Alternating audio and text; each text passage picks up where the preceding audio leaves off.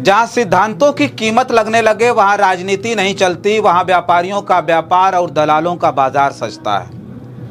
जब चुनावी टिकट विचारधारा और संघर्ष से नहीं बल्कि सौदेबाजी से तय होने लगे तो समझिए कि लोकतंत्र अपने सबसे कठिन दौर से गुजर रहा है। ठीक ऐसा ही हाल यूपी के कुछ क्षेत्रीय राजनीतिक दलों का है, जिनकी दलाली के सामने कोठे का बाजार भी फीका पड़ चुका है।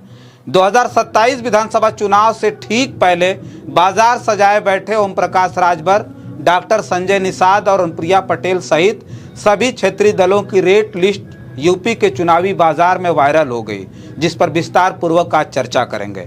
नमस्कार, मेरा नाम रजनीश है और आप जन आदर्श भारत देख रहे हैं। किसी ने ठीक कहा है कि बाजारों में वस्तुएं बिकती हैं, कोठों पर जिस्म बिकते हैं, लेकिन दलालों की दुनिया में ज़मीर तक नीलाम हो जाता है। जहां टिकट बिकते हों वहां नेता नहीं ग्राहक पैदा होते हैं। दरअसल उत्तर प्रदेश में विधानसभा का चुनाव 2027 में होना है, उससे ठीक पहले दैनिक भास्कर ने स्टिंग ऑपरेशन किया। अलग अलग पार्टी नेताओं से हुए इस स्टिंग ऑपरेशन में जो खुलासा हुआ उसे लेकर के भूचाल आ गया। मानो सब्जी मंडी की तरह बाजार सजाए बैठे ओम प्रकाश राजभर, डॉक्टर संजय निषाद और अनुप्रिया पटेल ग्राहकों का इंतजार कर रहे हों। रेट लिस्ट भी ऐसी जहां बोलियां लगाए जाने का प्रावधान है। करोड़ों की सौदेबाजी के फिराक में बैठे चुनावी बाजारों के सौदागरों की पोल पट्टी खुलते ही पूरे सूबे में आग लग गई। दरअसल बीजेपी के साथ गठबंधन में शामिल सुभाषपा, निषाद पार्टी और अपना दल एस से बारी बारी दैनिक भास्कर के स्टिंग ऑपरेशन में खुलासा हुआ।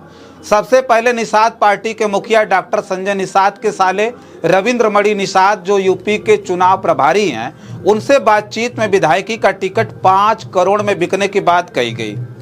वही ओम प्रकाश राजभर की पार्टी सुभाषपा के नेता सालिक यादव, जो राष्ट्रीय संगठन मंत्री हैं, उन्होंने सुभाषपा में विधायकी के टिकट की कीमत लगभग 10 से 12 करोड़ रुपए बताया। वहीं अनुप्रिया पटेल की पार्टी अपना दल सोनेलाल से टिकट के लिए 8 करोड़ रुपए तय किए गए हैं। ये हालत है बीजेपी के साथ एनडीए में शामिल यूपी के क्षेत्रीय दलों की। खबर तो यह है कि बड़े बड़े माफिया इन नेताओं के यहाँ दरबार लगाने में जुटे हैं। ओम प्रकाश राजभर ने तो बाकायदा 30 से 34 सीटों पर चुनाव लड़ने का दावा किया है, भले उनकी खुद की सीट जहूराबाद पर पेच फंसा हो। बड़ा बेटा लगातार 3 बार चुनाव हार चुका है। विधानसभा बाजडीह, विधानसभा शिवपुर और लोकसभा घोसी। जानकार बताते हैं कि जिला पंचायत तक का चुनाव हार चुके राजभर के बेटे के सामने बड़ा राजनीतिक संकट आ खड़ा हो चुका है। छोटा बेटा अरुण राजभर आजमगढ़ की अतरौलिया विधानसभा सीट पर तैयारी में लगा है। डॉक्टर संजय निषाद का बड़ा बेटा प्रवीण निषाद, जो बीजेपी के सिंबल पर संत कबीर नगर सीट पर बुरी तरह से चुनाव हार चुका है। छोटे बेटे विधायक श्रवण निषाद की चौरी चौरा विधानसभा सीट पर हालत बेहद खराब है। धीरे धीरे करके निषाद समाज डॉक्टर संजय निषाद को छोड़कर भाग रहा है। अनुप्रिया पटेल की भी स्थिति पहले जैसी नहीं रही। इन तीनों दलों के मूल वोटर निषाद, राजभर और कुर्मी इन्हें छोड़कर भाग रहे हैं। ऐसे में बीजेपी इन पर कितना भरोसा करेगी, ये देखना बड़ा दिलचस्प होगा। ओम प्रकाश राजभर, डॉक्टर संजय निषाद ने तो पूरी तरह से मोर्चा खोल रखा है। ये हर रोज समाजवादी पार्टी पर हमलावर हैं। इन्हें अपने समाज के प्रति किसी भी प्रकार की संवेदना नहीं है। ये अपने समाज के लोगों को आरक्षण दिलाने तथा उनके शिक्षा, स्वास्थ्य और रोजगार की समुचित व्यवस्था का ठेका लिए घूम रहे थे। लगभग 12 साल केंद्र और 9 वर्षों से राज्य की सत्ता पर काबिज बीजेपी के साथ रहने के बावजूद भी ये हक अधिकार दिलाना तो दूर, मुंह भी नहीं खोल पा रहे हैं। ओम प्रकाश राजभर के 2 बेटे दोनों यूपी की राजनीति में सक्रिय भूमिका में है। पार्टी में ओम प्रकाश राजभर के बाद उनके दोनों बेटे दूसरे सबसे बड़े पदों पर काबिज हैं, मगर पूरा समाज आज भी हाशिए पर है।